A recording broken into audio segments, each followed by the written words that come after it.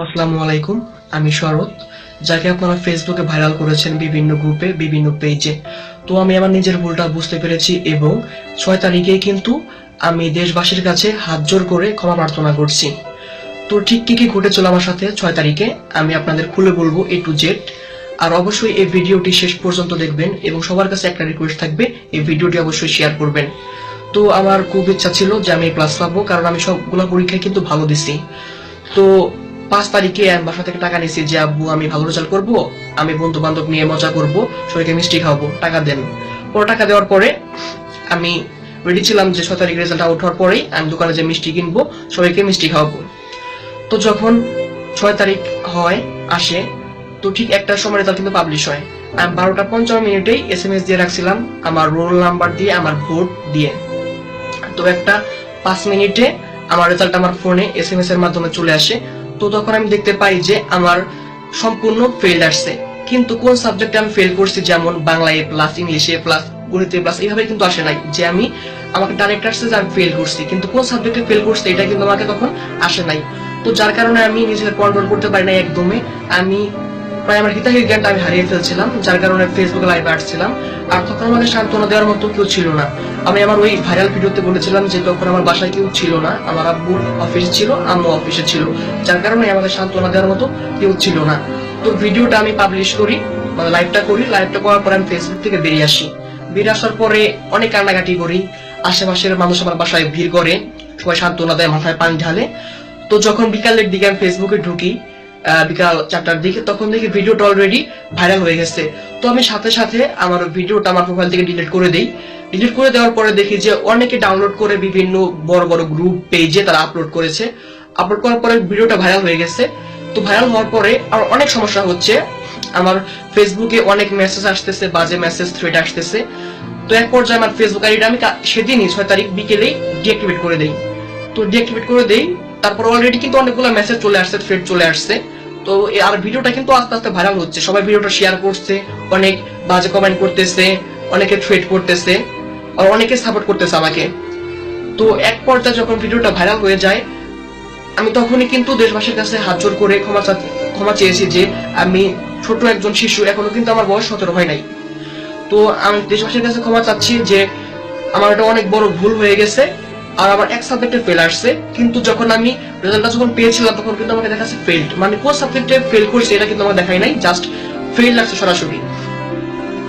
তো ভিডিওটা কিন্তু অনেক ভাইরাল হয়ে গেছে। তো কালকে রাতে আমি সাইবার মাহবুব ভাইয়ের সাথে লাইভ আসছি, মাহবুব ভাইয়া বিষয়টা ক্লিয়ার করে দিয়েছে। ক্লিয়ার করে দেওয়ার পরে কি হবে, ভিডিওটা কিন্তু অনেক ভাইরাল হয়ে গেছে, দেশ বিদেশ অনেক ভাইরাল হয়ে গেছে, যার কারণে আমার ফ্যামিলিতে অনেক প্রবলেম হচ্ছে। আমি ফ্যামিলি থেকে বের হয়ে চলে আসছি। আর আমি এখন বর্তমানে আমার বাসায় নাই, আমার হোম টাউন হচ্ছে টাঙ্গাইলে। আর আমি যে স্কুল থেকে পরীক্ষা দিয়েছিলাম সর্বমোট স্টুডেন্ট ছিল 150 জন প্লাস, কিন্তু 141 জনে ফেল করছে। শুধুমাত্র এক সাবজেক্টে ফেল করছে 100 জনের উপরে, এবং 2-3 সাবজেক্টে ফেল করছে কয়েকজন। তো যারা আমার ভিডিওটা ভাইরাল করছেন, সব গ্রুপ অ্যাডমিন ভাইদের রিকোয়েস্ট থাকবে ভিডিওটা অবশ্যই ডিলিট করে দিবেন। আর আমি কিন্তু দেশবাসীর কাছে ক্ষমা প্রার্থনা করছি। আগে আমি ক্ষমা প্রার্থনা করেছি, এখন আমি হাত জোর করে রিকোয়েস্ট করছি যে আমি অনেক বড় বিরাট ভুল করে ফেলছি। তো অনেকে আমাকে বলতেছেন যে আমি ফেমের জন্য এটা করেছি, কিন্তু যদি আমি ফেমের জন্য এটা করতাম তাহলে কিন্তু আমার ফেসবুক আইডিটা আমি ডিঅ্যাক্টিভেট করতাম না, আমার ইউটিউব চ্যানেলের ভিডিওগুলো আমি প্রাইভেট করতাম না। তারপরে কালকে মাহবুব ভাইয়ের রিকোয়েস্টের পরে আমি আমার ফেসবুক আইডি আবার অ্যাক্টিভ করি।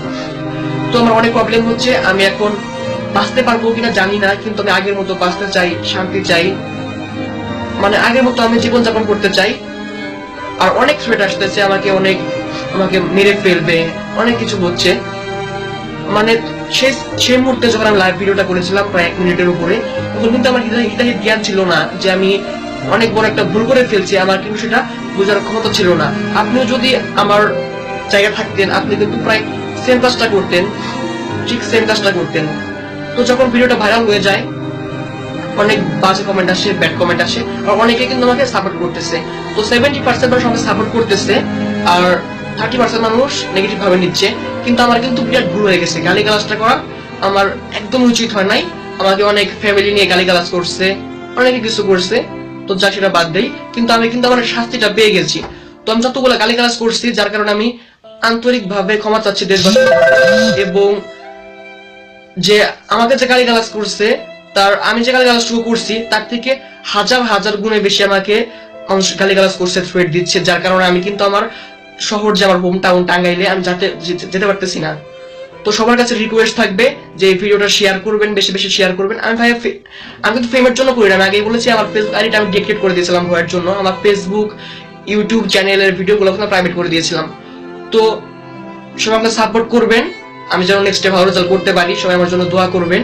আর আমি দেশবাসীর কাছে সবার কাছে হাত জোর করে রিকোয়েস্ট করছি যে আমি অনেক বিরাট ভুল করে ফেলেছি, তার শাস্তি কিন্তু আমি অলরেডি পেয়ে গেছি। কিন্তু এখন আমি আগের মতো সুন্দরভাবে বাঁচতে পারবো কিনা আমি জানি না, কারণ আমাকে অনেক থ্রেট আসতেছে, অনেকে আমাকে মেরে ফেলার হুমকি অলরেডি দিয়ে দিচ্ছে, আর অনেকে আমাকে সাপোর্ট করতেছে।